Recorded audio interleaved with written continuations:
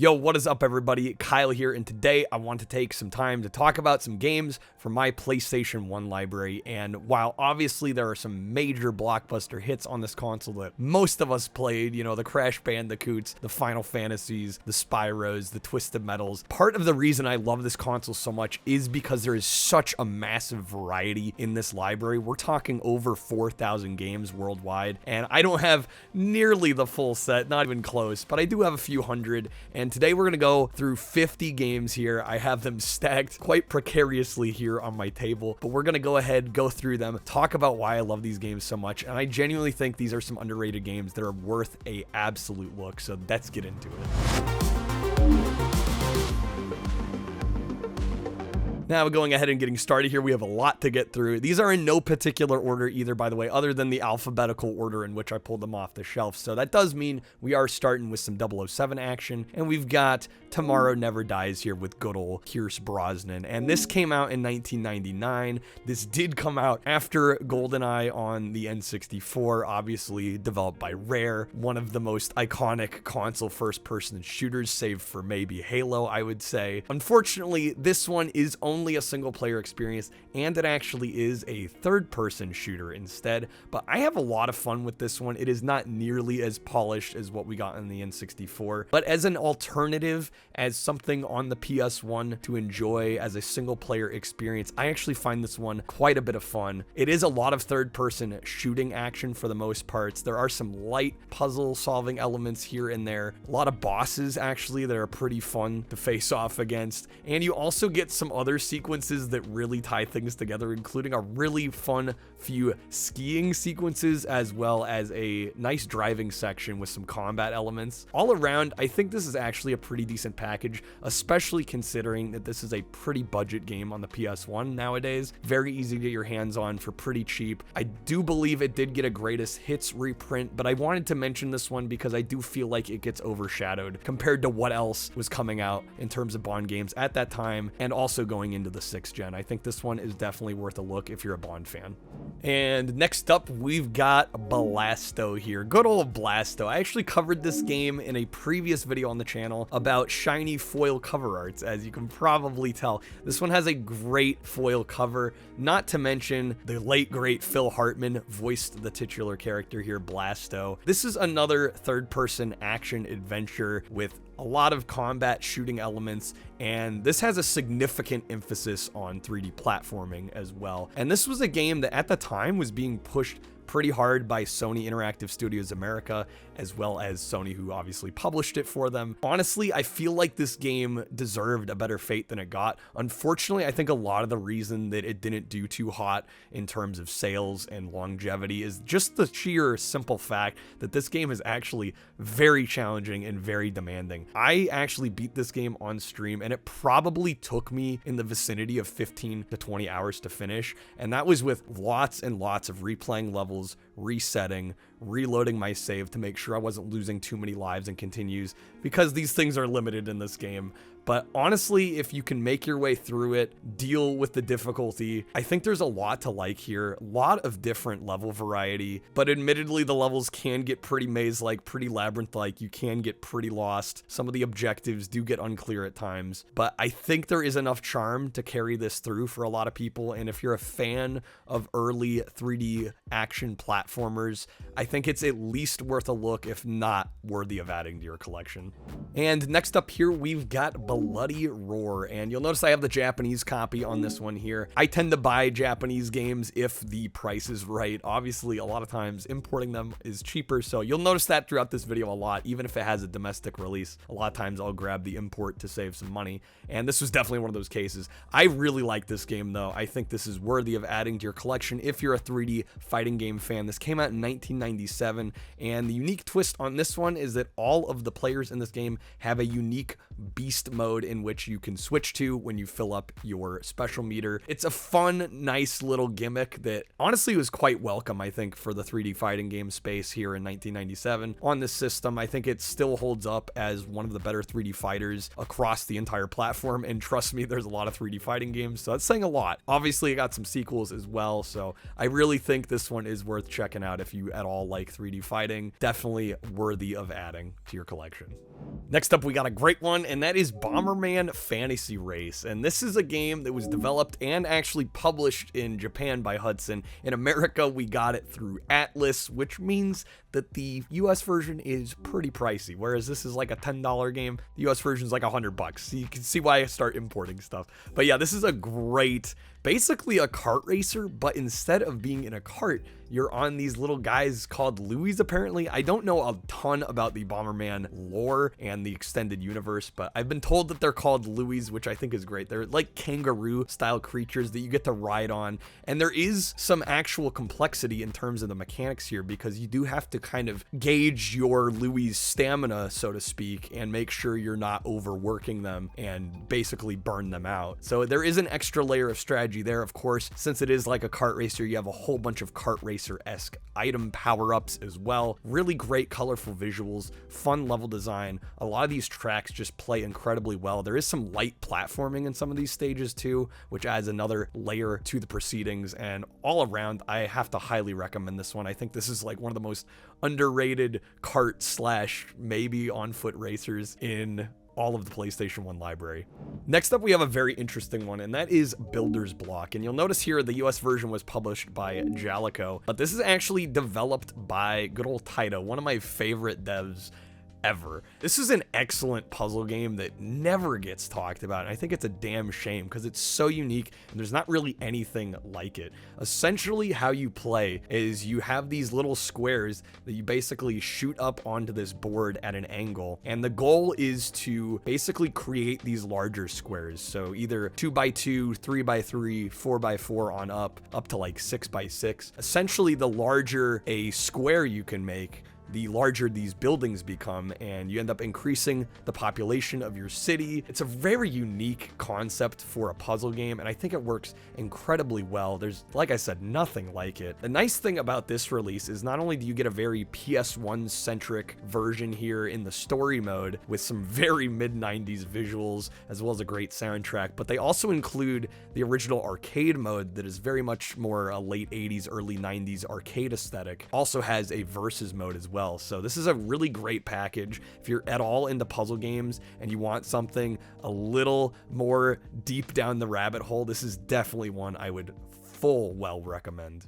Next up here, we've got a game called BursTrick Wakeboarding, and as you can see, this is a very cheap game. I paid $2.99 for this one. This one's published by Natsume, and this was actually originally a Simple Series release in Japan. And for those that are unaware, the Simple Series was a series developed by D3 Publisher, and it was basically a budget line of games in Japan that were low cost, really easy to get, cheap games for the PlayStation in that market in the late 90s and early 2000s. And some of them did get brought over by various companies. Natsume brought this one to America, and I think it's a really fun extreme sports game. Obviously, you're doing some wakeboarding action here. It's not a very long game. There isn't a whole lot of content, but what is here is pretty fun. You have points you can get for doing tricks and going off ramps. Also, there's a whole bunch of collectibles to get to increase your score. Basically, your goal is to meet the score threshold. It ratchets up a few laps, and once you hit that threshold for all 3 laps, you move on to the next course, rinse and repeat. It's about a 45-minute to an hour-long game in a session, which I think is perfect for this kind of arcade-style experience. Honestly, for like a cheapo few dollar game, I definitely think it's one to have. And next up here, we got Bust a Move, also known as Bust the Groove here stateside, because obviously Puzzle Bobble had taken this name already, but Bust the Move is such a great name here for this game. This is basically a rhythm game with a big emphasis on dancing. There's a whole roster of characters you can choose between. The cool thing about this rhythm game is the fact that your inputs are actually not hard mapped to specific rhythms. You can actually create your own rhythms as long as you hit the beat on 4 at the end. You can basically come up with your own rhythms in this one, which is very unique. Another fun thing to mention is that actually this is developed by Metro Corporation, who also developed BursTrick, the previous game. I forgot to mention that. There's going to be at least one more that appears here later on in the video, but yeah, these games are fantastic. Some great music, and I just love the way these games play. I think it's so unique unique. To have a rhythm game in which you're not locked into hitting, hey, X button at this precise time, right? Just such a unique concept for a rhythm game, and we haven't really seen much else like it. So for that reason alone, definitely pick this one up.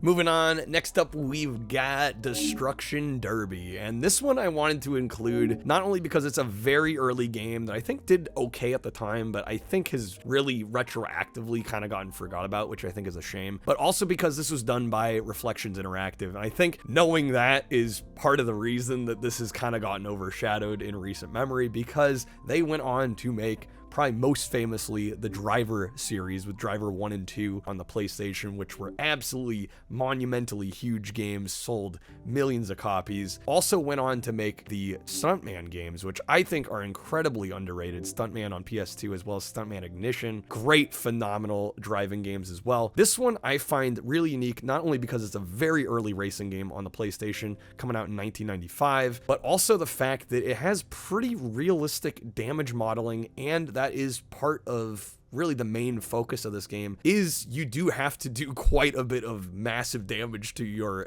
opponents in order to score points in this, which I think provides another layer of strategy here. Not only is it just about getting in first place, but also you got to play dirty and try and get points, spinning cars out and getting 360s and stuff.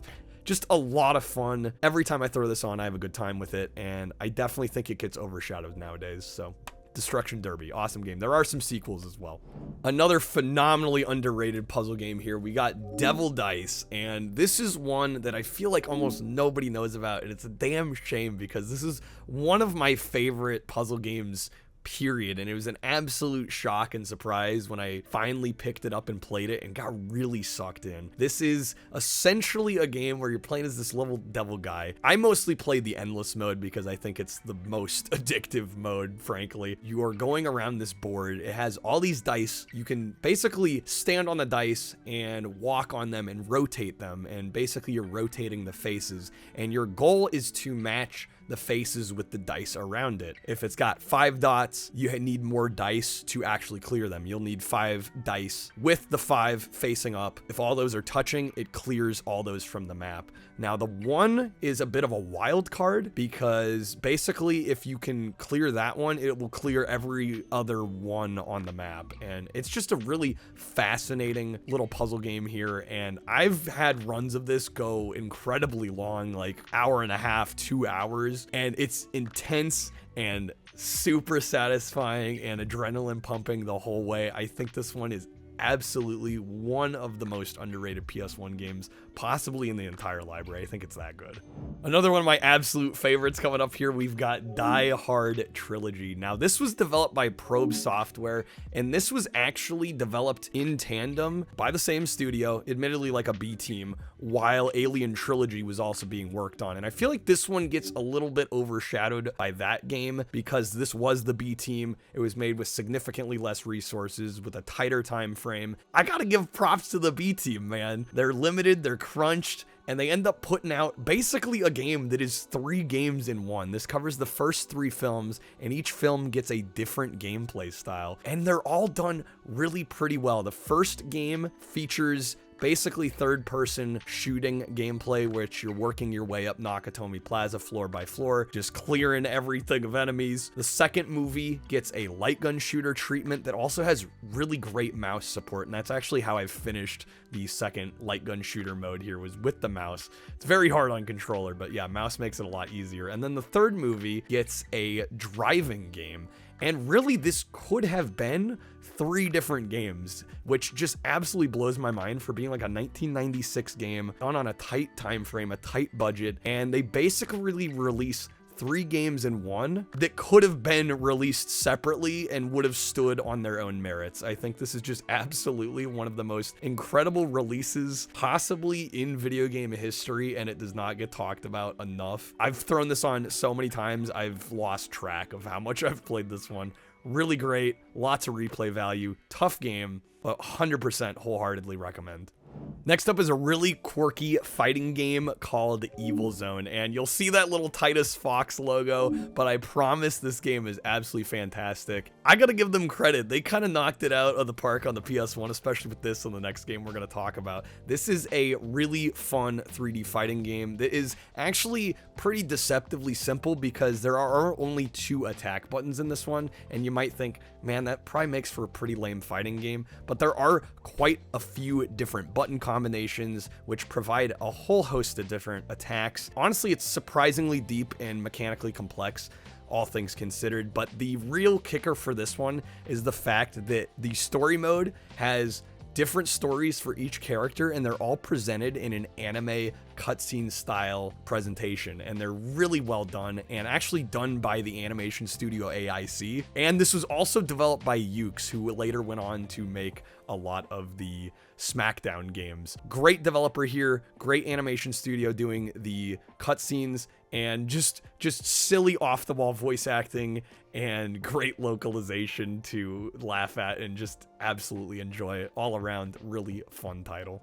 And speaking of fun, silly titles, next up here we got the Flintstones Bedrock Bowling. And this is one that if you've watched me for any length of time, either through YouTube or over on the Twitch streams, you'll know I have quite the affinity for this game. And this really is a bit of a deceptive one because it's not really a bowling game in the traditional sense. Instead of regular tin pin bowling, yes, there are pins along technically courses, but really you're more bobsledding. You're going through a hollowed out half rock bowling ball thing and hitting these pins that are scattered along these pretty windy courses. And it's just an absolutely absurd time. It was a budget title, wasn't very much when it came out. It still isn't worth a whole lot. I wouldn't say it's a phenomenal game by any means, but I've gotten a lot of playtime out of this one. I find it just incredibly fun and replayable and quite charming as well. It's probably not the best Flintstones game out there either, but hey, I can't deny the fact that I've played a significant amount of this, and I've also done some speed runs, so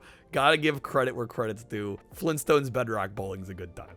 This next one I really want to talk about, but it's very obscure in Japanese, and so I'm not even exactly sure what the English title of this is, and you'll see why when I hold it up here. This is by Atlas, and yeah, I don't know how to say that, I'll be honest, but I have looked this one up online, and I've seen it referred to as Galeoz. I don't know how this turns into Galeoz. I think Galeoz is how you say it. I'm not sure. But yeah, this is by Atlas, published by them, and a really unique first-person shooter that is almost a little like Descent or Forsaken. It doesn't nearly have that full 6-axis degrees of movement that those games have, but it does play very similarly. There's a lot of these otherworldly zones that you're going through and basically just wiping the levels out of enemies, taking out reactors and cores and turrets and a whole bunch of great bosses, including this giant UFO that is quite menacing. I have a lot of fun with this one. I've played through it twice now. It's just such a fascinating game, and it's one of those Atlas games that nobody knows about. It's just so obscure that even though it's got the Atlas name, it's actually still fairly affordable, all things considered, but not one you see very often, but definitely worth a look if you like first-person shooters and you want something a little different. Now for this next one, what if I were to tell you that the PS1 had an answer to Star Fox on the N64? This is Gamera 2000, and yes, this is an on-rail shooter that I would say plays extremely similarly to Star Fox 64. In fact, I might say it plays even a little bit better. I'm gonna get flack for that, but I'm gonna say it. This is an absolutely great on-rail shooter that I've played through a couple times now. The great part about this is you got Gamera, of course, one of the great kaiju in Japan, and you can call him in for support and he'll help you in your attacks against the enemy. It's just such a well-presented game. Plays super great. It's not incredibly long. There is some light FMVs with some Japanese folk that are really entertaining as well, and all around just super solid presentation, really great visuals, and it's nice to have something that is similar to a Star Fox, and I think it's really close personally, maybe even a little better than Star Fox 64. Next up here, we got a feel-good classic, and that is Harry Potter and the Sorcerer's Stone. Now, if you're anything like me, I tend to associate Harry Potter more with the 6th generation, especially with Chamber of Secrets on the PS2 and the Xbox and the GameCube.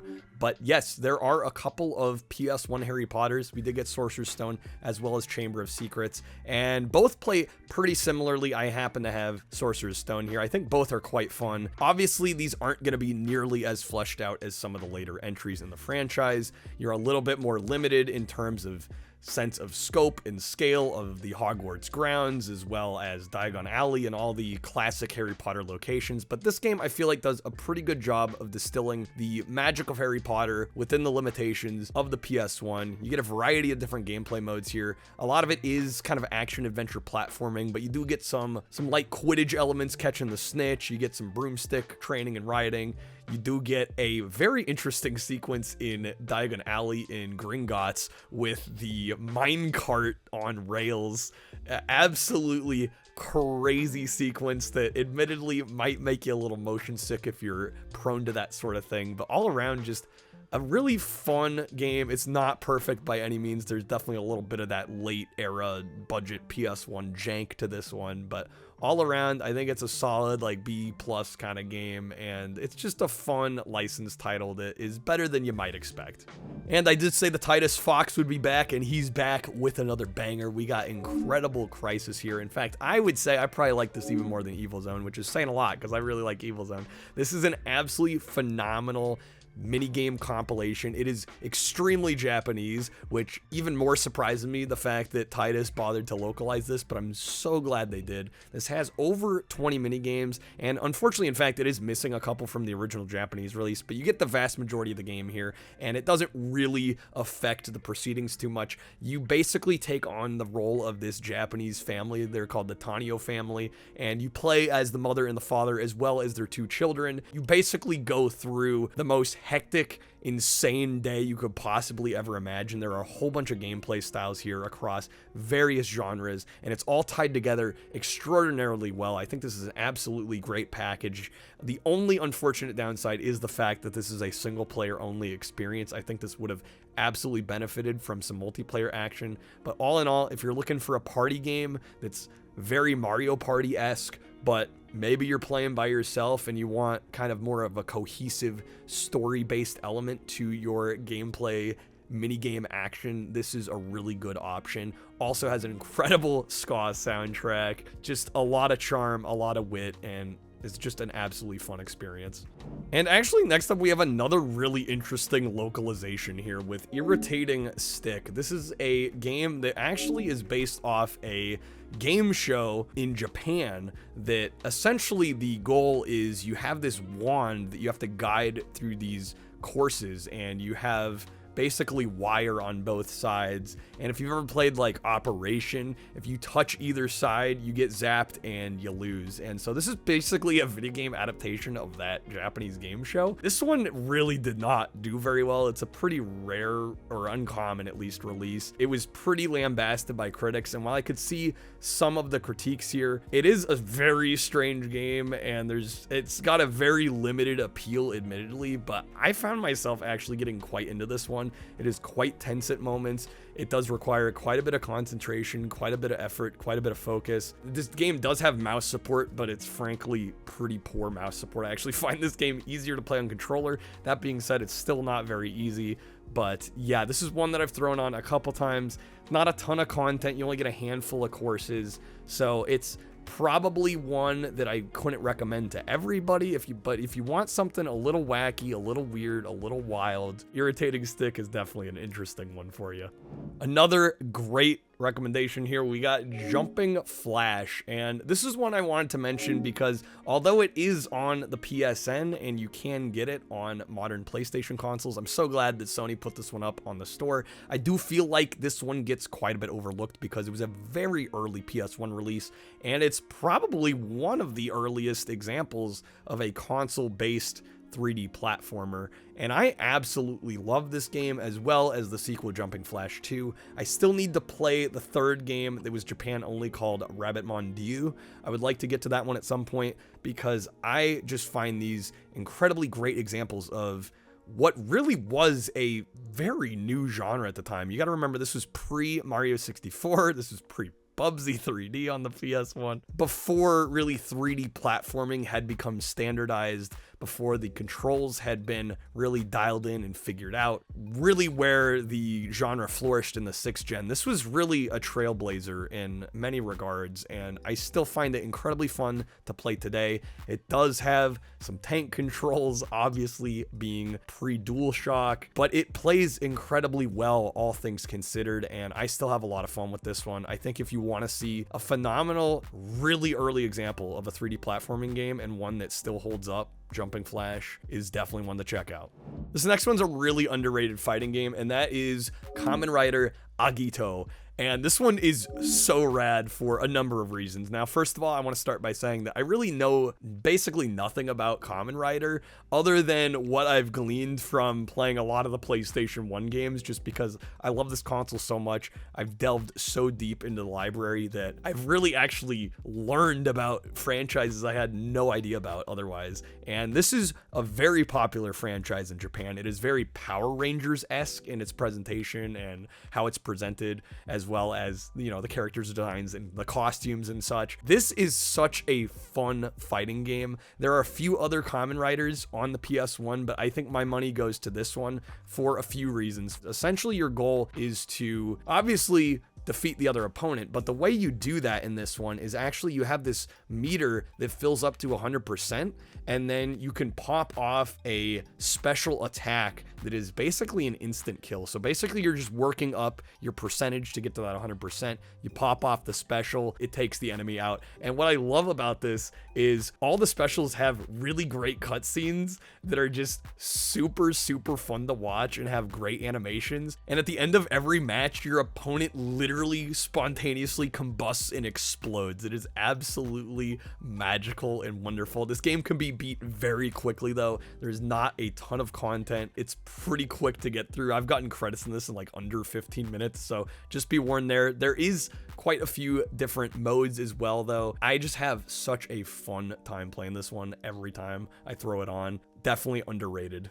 This next one cracks me up for a very specific reason, and I'll get to it in a second, but this is Looney Tunes Racing. Now, for those that have followed me for quite a while, either watching the Twitch streams or through the YouTube channel, you probably know I like my racers, especially my kart racers, and this one gives me a chuckle because on the back cover, it actually quotes GameFan.com as saying that this might surpass CTR as the best kart racer on the PS1, which I like this game a lot, but it's pretty silly to compare this to CTR. I will give this game some credit though. It is a pretty fun little kart racer, and I think the thing that sets this apart, obviously aside from it being a Looney Tunes franchise kart racing game that actually uses the source material pretty well, I do like the item system in this. Instead of having like traditional item boxes that are just randomized items, in this you actually collect basically these little poker chips. There's this meter on the left hand side that will dictate what item you get, and so basically the more chips you collect, the better the item you get is. It adds this layer of strategy that I quite like, in which you can either pop off a quick little item that might be a little bit of a help with only a chip or two, or you can get like the invincibility at 6 chips. So I think it's a really unique item system and sets this one apart from a lot of the other kart racers, especially at this time. That being said, I don't think it is any Crash Team Racing. I don't think it quite reaches that level. There is another game in this list though that I think does get pretty close, which we'll get to here in a little bit. This next one here is one that honestly probably deserved to get localized, but unfortunately didn't. This is a very wacky Japanese game called Love Love Truck, or Love Love Trolley, depending on how you translate it. This only came out in Japan. In summary, this is basically a game in which you are in a truck or a trolley, whatever you want to call it. You are working down these rails, you are making sandwiches, and you're falling in love. I cannot make this shit up. Seriously, that is pretty much what this game is all about. You are obviously on rails. Yeah, that's essentially the entire premise of the game. There are a handful of levels in this. This is a very quick game. I finished this one a couple times and finished it in about an hour or so. There isn't a ton of really engaging gameplay because a lot of it is kind of predetermined. Obviously, yes, you're on rails, so there's not a ton in which you can do. You can grab these sandwich items from the air, as well as select which route you're going to take every now and again. And you can also kind of tilt the trolley to dodge obstacles. But for the most part, it's basically a vibe sesh, really, in the grand scheme of things, but a really fun one at that. Definitely has some personality, a lot of charm, just an all-around feel-good kind of experience. This next one's a bit of a head scratcher because honestly, I feel like this had a lot of commercial potential to come out on the PS1 in the US, and in fact, we only got it on the N64 here. This came out in Europe and Japan on PS1, but we kind of got robbed of this one, and that is Magical Tetris Challenge. Now, this is a version of Tetris, obviously featuring Mickey Mouse and Goofy and a bunch of the other Disney characters. This is a fantastic version of Tetris, and yet we were kind of robbed of this one in the States, and I have really no idea why, because it has great visuals, a phenomenal CD soundtrack on this version. All around is just a really fun, unique version of Tetris with some great presentation and also some very interesting gameplay changes that make this unlike any other version of Tetris that I've played. Some very interesting shapes to the pieces on this one, the tetraminos, whatever they're called. You get some really interesting pieces on this one, and admittedly it can be a little off-putting at the start because you're not quite sure how to combat a lot of them, especially the giant like 5x5, 6x6 just giant drops. It can get a little overwhelming at times, but I think it adds quite a bit of anxiety and stress and kind of adrenaline pumping action to the proceedings that I haven't felt necessarily in a lot of other versions of Tetris that I've played. So I really like this one. I think it's a damn shame that we did not get this stateside. Definitely worth checking out in import or the N64 version if you want to check this one out.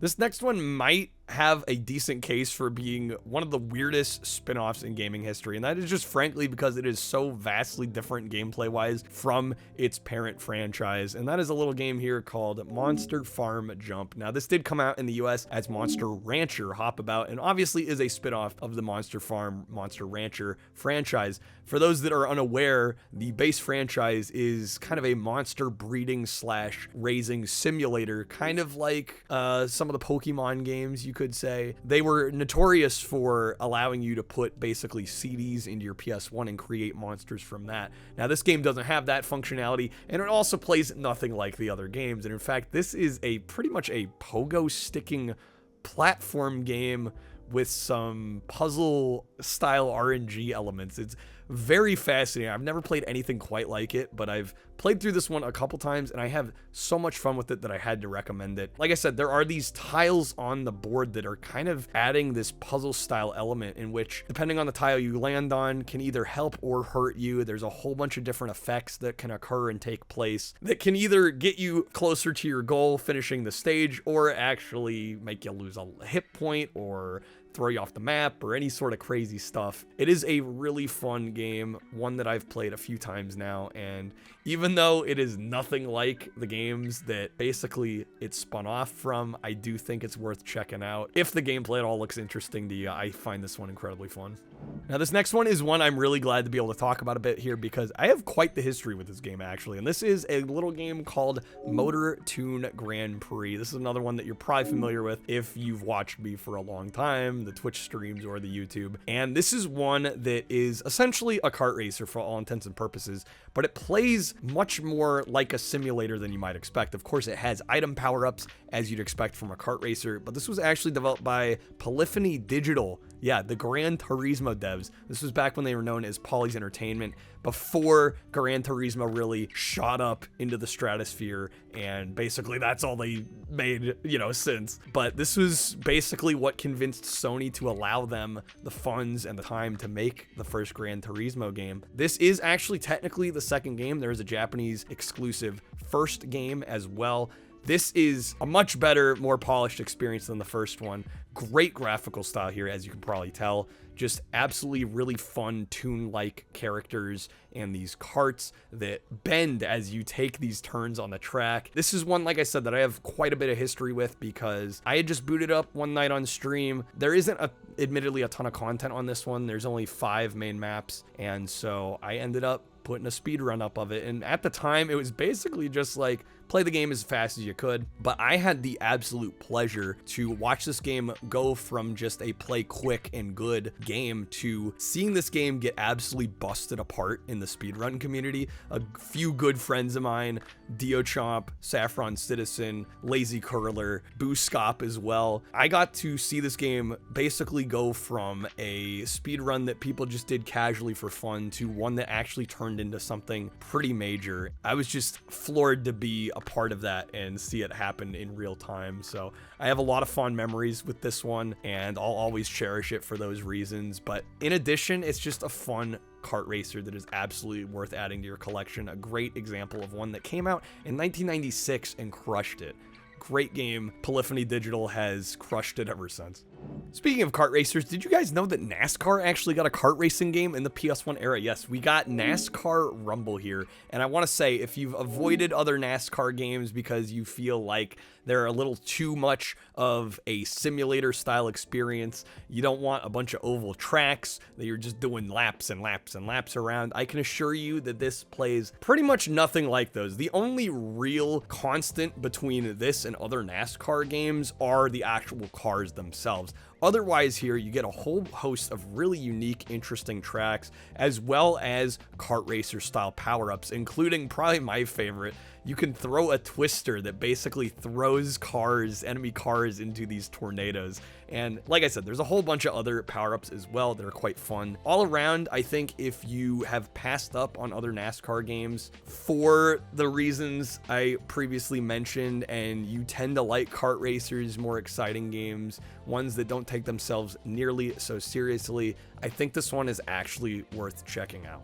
Yo, we got another Taito banger up in here next with a game called Night Striker. Now, this is like almost if you took Outrun and basically Space Harrier and had a baby between the two. That is probably the best way I can describe this one. The actual levels themselves play a lot like a Space Harrier, but you're in this awesome flying car that actually eventually turns into a mech later on into the game. It's really unique, but then it also has the Outrun style, basically course track split off into these different tracks you can take like an Outrun game would. And it's a really unique combination of different gameplay ideas, and this is one that I've actually played quite a few times. I even set up the speedrun board on SRC for, and I think it's just an absolutely great time, and another Taito joint that proves to me that Taito barely ever misses, if at all.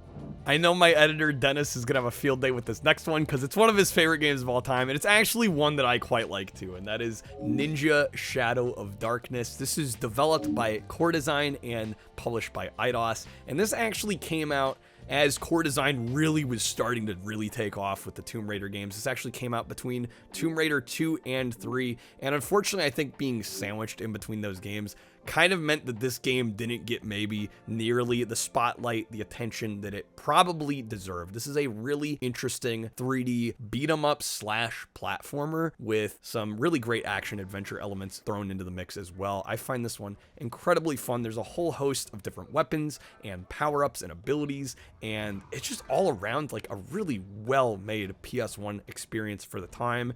And not to mention the fact that, unfortunately, I think the big reason that this one didn't do too hot in the grand scheme of things is because it is a very tough game, and it is very arcade-centric in its approach. It has limited lives and continues, and unfortunately, I think that did block a lot of people out from actually finishing this one. I can say, after having beat this game, taking 20 or so hours to actually finish it, reloading levels over and over again to make sure that I was doing them right and not losing enough lives to make late game hell for me, it is quite the undertaking. It's still one of my proudest gaming accomplishments, finishing this on Twitch. I can't believe I got all the way through it. All in all, Really solid game by Core Design. I don't think it nearly got its due, but do be warned, there's a high difficulty curve on this one. If you can get past that, I think you have a really solid mid-gen PS1 experience here. Man, I keep forgetting how many good puzzle games are on the PS1. Next up here, we got No One Can Stop Mr. Domino, and this is a very, very interesting game by a company called ArtDink here. In the US, we got this published by Acclaim. I believe ArtDink self-published in Japan, where this came out originally, and essentially the conceit, the premise of this one is that you are this little Mr. Domino guy, and you are able to drop other dominoes behind you, and your goal is to create these domino chains that basically trigger these spots on the map that make items fall, and then that will do this domino effect right where it triggers your next domino path. And the goal is to clear the entire map, hit all the triggers. It sounds pretty simple, but I can assure you it's actually quite difficult. I've played this one a few times, gotten through it a few times. Every time I come back to it, it does take a little bit of readjustment because the controls are a little stiff, and you do have to be very methodical in your approach how you drop these dominoes. You do have limited dominoes to drop, so you can't be too wasteful. So you really got to plan out your attack. This is a very satisfying game once you get the hang of it. It's one of the personal favorites in my collection. Now, this next one might not seem that intriguing on first glance. It might seem pretty unassuming. I mean, hey, it's the Pink Panther, right? But Pink Panther Pinkadelic Pursuit. This one is actually very interesting because this was an extremely late release on the PlayStation 1. I am talking 2003, if you can believe it or not. So this was an extraordinarily late release, and because of that, the US version, which did not get pretty wide distribution, is actually very, very uncommon. I would say rare and quite valuable. As you can see, I've got the Japanese version here, which is significantly more affordable. This released as a simple series game over in Japan. I'm so glad that I could pick this one up because I can actually own it. And this is a really actually quite solid kind of 2.5D platformer, very much in the style of maybe a Klonoa game. A lot of puzzle solving elements in this one, as well as some really unique boss fights, in addition to some quite fun roller skating levels in which you're going on these power lines. Just all around, this is a really well done game that is severely underrated, and I think that's only due to the fact that it was just such a damn late release that nobody freaking got to play it, and it didn't sell very well. So if you can find it, I suggest picking it up. Pink Panther Pinkadelic Pursuit. Really fun little title here. Now, unfortunately, I have some bad news with this next one because I'd love to wholeheartedly recommend it to everybody, but this was a Japan-only release, and it's quite hard to get and has shot up quite a bit in price, so don't know how lucky you will be to source it. If only this had come out after like the Square Enix merger. This was published by Enix in Japan, and that's a little game here called Pop in Tanks. Again, I don't know if Square and Enix had merged sooner. I mean, it's a huge hypothetical, but there's like maybe a chance we would have gotten this here. Unfortunately, as it stands, this is locked to Japan, but this is a great vehicular combat game, very much in the same vein as, say, a Twisted Metal, although albeit instead of having the super dark, violent, gritty imagery of a Twisted Metal, you get the nice, colorful, cheery anime aesthetic. I will say this one is different in that it is a strictly 1v1 vehicular combat game, so there isn't these large maps like in Twisted Metal with, you know, 8 enemies or what have you. This is a 1v1 experience, but I kind of like the more intimate feel of this one. There is a pretty unique boss battle at the end of the game as well, and the big thing I like about this one is the fact that not only can you shoot straight forward like you could in something like a Twisted Metal or a Vigilante 8, but you can also use the L and R shoulder buttons to actually rotate the tank head, and so you can actually do kind of these drive-by shootings of your opponent, and it makes it a lot easier to maneuver, not having to steer where you want to shoot, and being able to have that independent movement definitely makes this actually in some ways a little easier to play than a Twisted Metal in the modern age. So definitely highly recommend this one, but unfortunately it is quite difficult to get. I'd say play it however you can. It's definitely worth checking out if you at all like vehicular combat.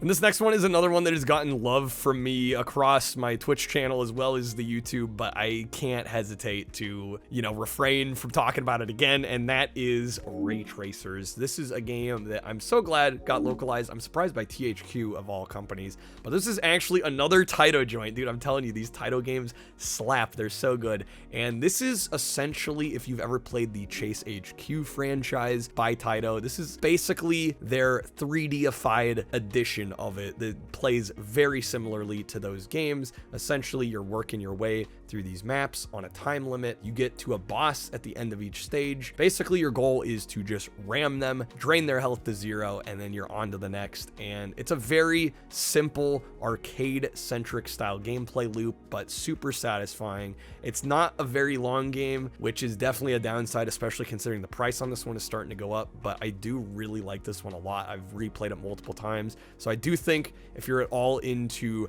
racing games with some combat elements, this is probably worth picking up because I do think there is quite a bit of replayability to this one. It's a personal favorite of mine. We got another underrated joint here with a little game called Robo Pit, and this is a really fun 1v1 arena style brawling fighting game. Essentially, the conceit of this one, what makes it unique and different, is the fact that you can build and customize your robot. You can select the head, the body, legs or feet, as well as both arms independently actually, and you can choose which weapons go in each arm. Also, when you fight your opponents and you win battles, you can actually steal their arms and basically increase your arsenal, your roster of weapons that way, and it's a super satisfying gameplay loop. Also, you're working your way up the ranks, trying to get from rank 100 all the way to rank 1 and eventually defeat the final boss. Super satisfying gameplay loop as well as a progression system. There is a sequel as well that I've played briefly. I don't own it, but from what I remember, kind of muddies the waters a little bit. I like the simplicity of this one a lot. It's a pretty early PS1 game from '96, so visually it's not exactly a huge looker, but I think the gameplay more than makes up for it, and I've thrown this one on a number of times over the years. Have fun every time. Definitely worth checking out RoboPit.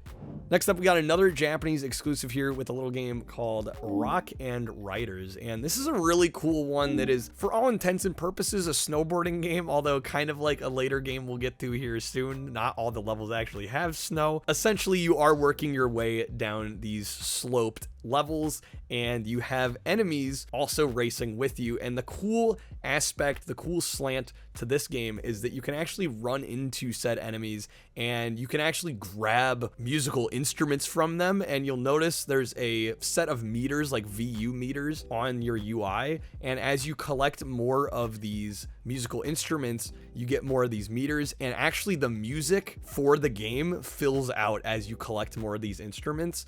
Really unique concept and just all around a really solid little title that unfortunately I think not a lot of people have played because it is locked to Japan, but it's definitely worth checking out if you've got an import system and you can find a copy. This is actually quite a rare game. It took me a long time to find, so your mileage may vary in actually getting one though.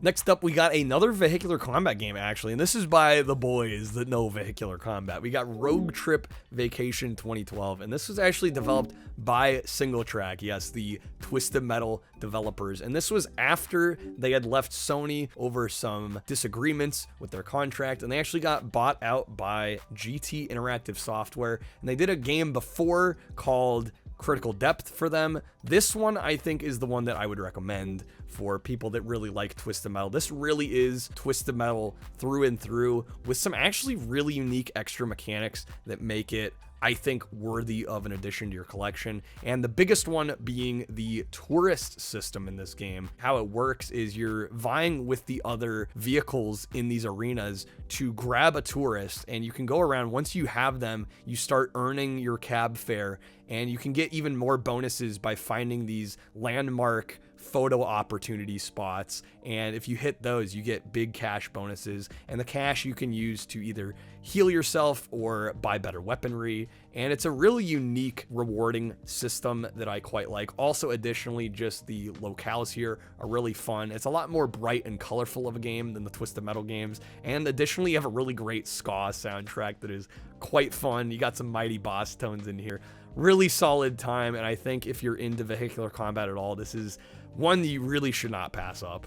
We got a couple more Simple Series games here I want to talk about. We're going to start with the Sniper. This is Simple 1500 Volume 56. This is probably one of my favorite Simple Series games out there. This is a very simple game. You have a number of missions. Your goal is to snipe the selected target with one bullet. In most cases, you get one shot to hit your target. That's it. You either miss or you got them, and you move on to the next stage. There are some changes, some mixes up to the missions here. There is a mission which you have to shoot out the tires of a moving vehicle and then shoot a target, so you get a couple more bullets in a case like that. There's another one where you got to shoot a billboard off of a building to hit a car.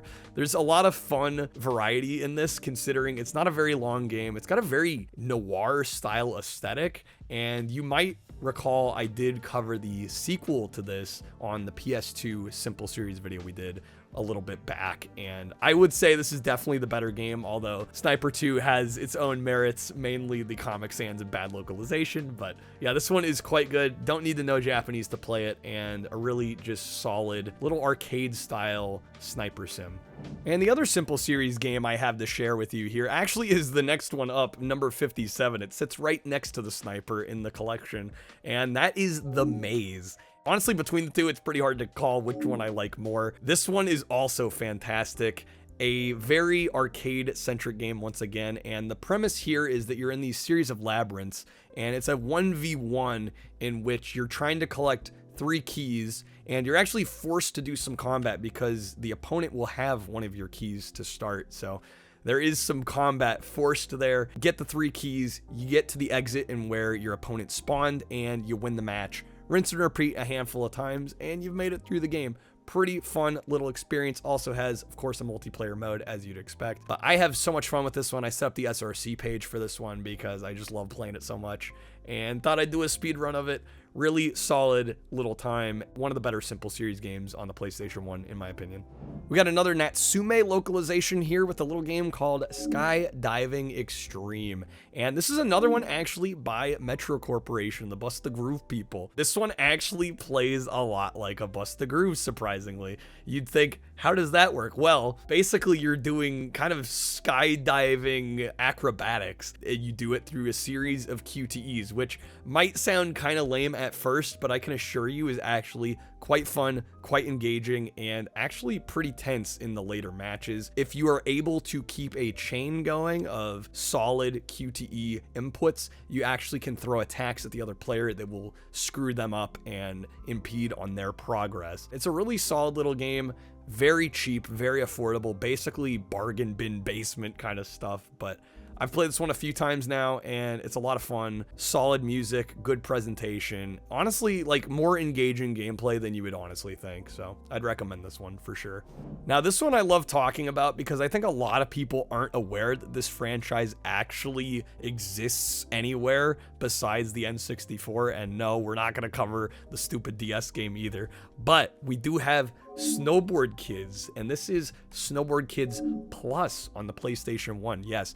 The N64 Snowboard Kids actually got a later backport to the PS1 with the addition of some cutscenes and some dialogue that was not present in the N64 version. Now, obviously, this takes a bit of a graphical fidelity hit, a bit of a performance hit, but aside from those minor qualms, this is pretty much the N64 Snowboard Kids, and it plays otherwise pretty much the same. You get the same tracks. It's an absolutely fun downhill snowboarding game with kart racer style power-ups and elements. I absolutely love this franchise, and to be able to get the PS1 version complete with all the goodies inside, pay a fraction of what the N64 version goes for, I think it's a shame that very few people know about this one, and the fact that it was Japan only. But if you've got an import system, this is a great way to get Snowboard Kids at a pretty affordable price. I'm now just realizing I have 2 snowboarding games back to back, and the extra kicker is they're both by Atlas. Snowboard Kids was published by Atlas. Also, this little game here, Snowbreak. This one is much more like a Cool Borders. It's a little bit more on the realistic side of the snowboarding spectrum, but solid little snowboard racing game. Very much an emphasis on racing in particular. There's a lot of tricking you can do in this. It's just about getting down the mountain, being first. Like I said, very much like Cool Borders, the racing sequences in that game. Honestly, a solid little title by Atlas that I think maybe deserves a look if you want something a little under the radar.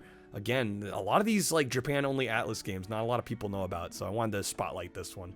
Now, if you want some jank, think. I think this next one is right up your alley, but unfortunately, I do have to give a caveat. This is another Japan-only exclusive, so either if you got an import console or you're going to emulate, it's really the only ways to play this. I wish this had gotten released here, but this is a little game called Space Adventure Cobra: The Shooting. And apparently Space Adventure Cobra was a pretty big franchise in Japan, pretty big anime.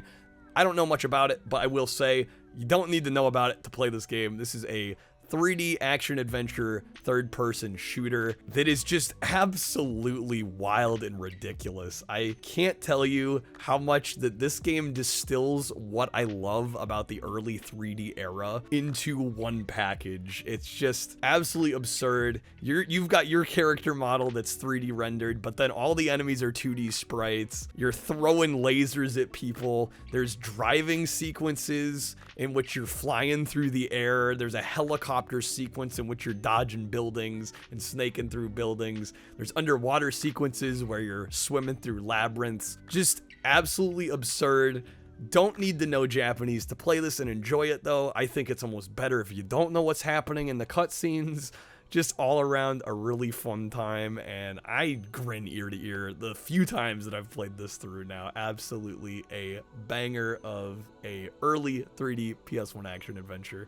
Now, remember when I told you earlier in the video talking about Looney Tunes Racing that there was going to be a kart racer in this video that very well could really compete with CTR and maybe take the crowning title of best kart racer on the PS1. We've got a game here called Speed Punks, also known as Speed Freaks in other territories. This is an absolutely phenomenal kart racer. I cannot stress how good this game is. Not only incredibly great visuals and beautiful track designs, really solid host of characters as well, but some of the best handling, drifting mechanics, boosting mechanics that I've personally played in a kart racer of this era or really of any era. Absolutely phenomenal game. I really do think this goes toe-to-toe with CTR. Solid power-ups, but I would say I think maybe they're a little bit more on the generic side than you would maybe hope for. Although I think CTR doesn't have the greatest power-up system, honestly, in the grand scheme of things. Although I do like the nitro boxes. But all in all, this game is really freaking phenomenal and also a huge challenge. There's some boss races in this that are absolutely incredible. Super adrenaline pumping. Takes some really major skill to actually get through it, especially the final boss in particular. But once you do it, it's one of the most satisfying wins I think I've ever had in a kart racer. All around, can't recommend this one enough. Definitely, if you like kart racers at all, this is a must-own in my opinion. Now, we actually have two Capcom 3D fighting games to talk about next, and I'm going to start here with Star Gladiator. And this is a super underrated 3D fighting game. Very unique roster of characters, not to mention for being a fairly early example of a 3D fighting game, plays extraordinarily well. You got some wacky characters in here, most of which have very unique move sets. All around, this is just a really satisfying fighting game. I've even done some speed runs of this one with my boy Saturn. Really crazy little alien creature that throws yo-yos. Really, really solid, and I think has not gotten the fair respect and attention that it deserves, especially for being a Capcom game. I know there's so many great Capcom fighters, but this one deserves an absolute look. And the other Capcom 3D fighter here we got is Street Fighter EX Plus Alpha, and this is another one I got the Japanese version of because it's a little hard to get the US version. And I know this isn't everybody's favorite Street Fighter. I think obviously porting Street Fighter over, adapting it into a 3D space was naturally gonna get some mixed reactions, but I personally think it works really well. This is by a company called Arika. They did the development on this one. Not only do I think the mechanics are actually pretty decent, I mean, it's not gonna play nearly as solidly or as maybe fluidly and as tightly as something like a Street Fighter 2. I'm not a die-hard 2D Street Fighter fan as much as I love those games, don't get me wrong. I can respect this for what it is and kind of remove it from the pantheon of this franchise and not judge it with such a critical eye. The other thing I really like about this game specifically is the character Skullomania here. I think any fighting game that lets you play as a skeleton here is a winner in my book, so I really like this one a lot and I think it's a fun time. Definitely worth checking out at the very least. I'm glad to have in the collection. This next one might get a laugh from some people, but I actually assure you it's a pretty solid 3D platformer. And in fact, I kind of want to do a video on a trilogy of releases that this developer did, because not only did they do this game here, Stuart Little 2, they also did the Treasure Planet game on PS1, as well as Muppet Monster Adventure. And I think this is a trio of platformers that are actually really solid. Despite being very late releases and budget releases at that, these are actually really fun, well put together, well presented 3D platformers. Really, the only downside I can give this one is the fact that it is a little on the shorter side. You only get really a handful of levels, a half dozen or so, before the game's over. It only takes a few hours to complete. Admittedly, it does play like a Mario 64. You got to collect these rings by completing these tasks in the levels, and there's like only 5 or 6 per stage. So yeah, there's not a ton of content. Again, this was a budget release. It was made for kids, but I think even considering all those things, this is a really fun time, and it's surprisingly well put together, all things considered. So if you guys would like to know more about Magenta Software and the games they did, I might have to do a video on the trilogy, but I honestly can recommend Stuart Little 2 here for, you know, $5 or less. Hard to go wrong.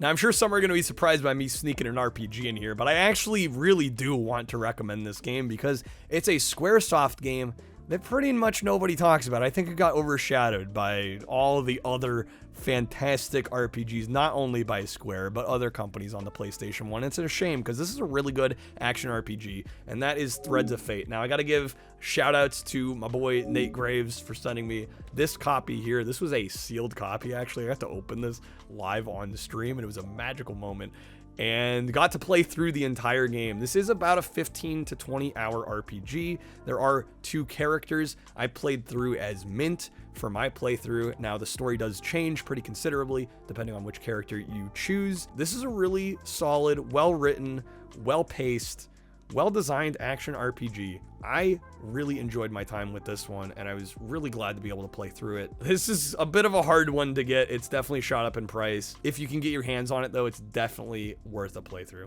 Speaking of overshadowed games by Square, we've got Tobal #1, and the reason this one gets overshadowed is because I think a lot of people bought this game, especially in America, with the sole intention of playing the Final Fantasy VII demo that was included with this game. I think a lot of people bought this and just wanted that Final Fantasy demo, and really just the game was considered secondary, which is a darn shame because not only is this a really fun early 3D fighting game by Square, but it also has a great dungeon crawler mode that is super fun. I will admit I have not finished it. One of these days I would love to go back and try to beat it, but it is a very challenging dungeon mode. You get random items dropped along the way, and you're making your way through these super maze-like labyrinth corridors. The fact that Akira Toriyama did the artwork and the design and the characters for this just elevates it to a whole other level. It's a shame that a lot of people pass this one up just to play the Final Fantasy VII demo, because you got a really good fighting game along with it, really.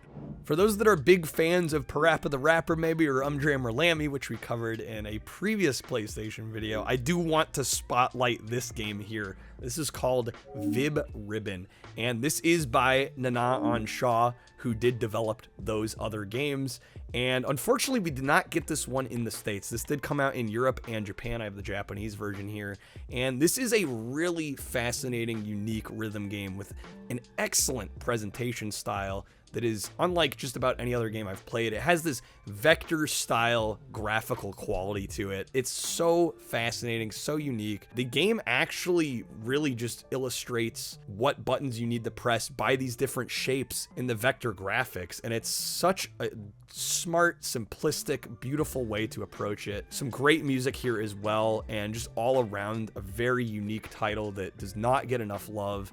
I think it is one of the underlooked, underappreciated games by this company. I know everybody knows Parappa, and some know Umdrammer, but I feel very few know Vib Ribbon, so this is definitely worth a look if you like those other games.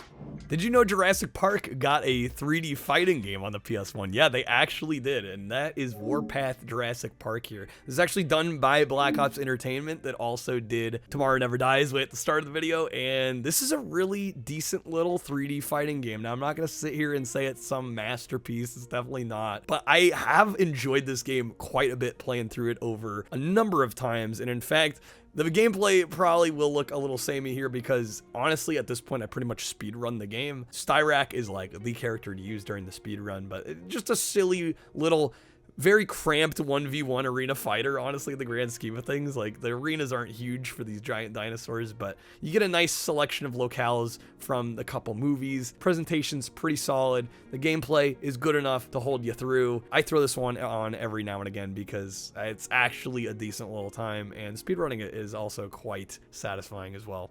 Now, I may have absolutely roasted the PS1 version of Family Feud, and it was very warranted, by the way. To those wondering what an actually good PS1 game show game looks like, I think I have the definitive answer here for you. Now, that being said, there are some other really good ones as well that I would like to cover in the future, but for my money, from everything I've played, I think this is the best one you can get on the platform. And of all things, believe it or not, that would be The Weakest Link here. This is a game show that really spawned in Europe and featured host Anne Robinson and her very sardonic, sarcastic, kind of put down style humor and jabs at the contestants. Essentially, it's a group of people. They start with 5 and they play through a number of rounds, and it's basically a quiz game in which you take turns answering questions, and you can bank money in order to minimize loss aversion after each round. The weakest link, the weakest player, is voted off. Eventually it goes down to a 1v1 final match for who gets the grand bulk of the winnings. It's a really actually quite solid game show concept, and it translates to the video game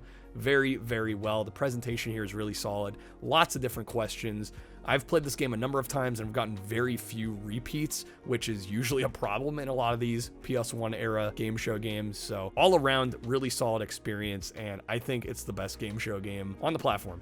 And last but certainly not least here, at least in my mind, I did talk about Reflections Interactive when we mentioned Destruction Derby earlier, and I touched upon the driver games. I didn't include those here because I think they're pretty well known, and not to mention the fact that, honestly, I think they are a little flawed. In fact, more than a little flawed. We'll get into it here in a second. But I think this game here distills what makes the driver games great without a lot of the frustrations of those games. And that is a game here called World's Scariest Police Chases. Now, this obviously is a mission-based driving game, a lot like the Driver series, but unlike Driver 1 and 2, which have some really unfair, brutally challenging missions, this game, I think, does the difficulty scaling and balancing quite a bit better. Now, and that being said, there is still a pretty decent, significant challenge, especially in some of the later missions here.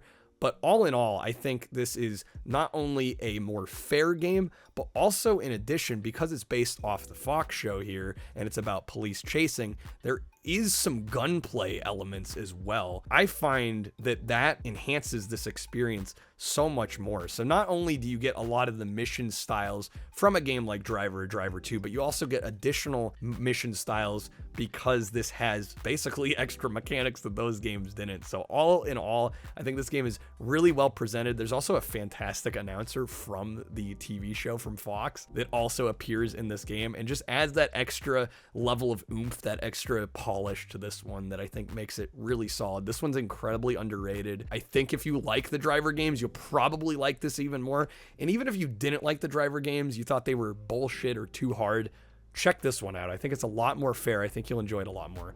So anyways, guys, that was the 50 games from my collection that I think are underrated, worth a look. I hope that this helped y'all in your collecting, in your sampling of the PlayStation 1 library. I would love to know down below as well if there are any games that I missed. I'm sure there are over 4,000 games in the library, right? I've even got more I could talk about in my own collection here, but gotta start somewhere. I figured 50 was a nice number. Let me know what you guys think in the comments down below. Thank you all so much for watching as well. If you'd like to support my full-time content creation, not only does subscribing and liking the videos super help us out, but also in addition, if you want to go the extra mile, we do have a membership. The join button will allow you to join the channel as a member and support this endeavor. Thank you guys for your support and for watching and for being just a great audience. Take care, everybody, and I will see y'all very soon.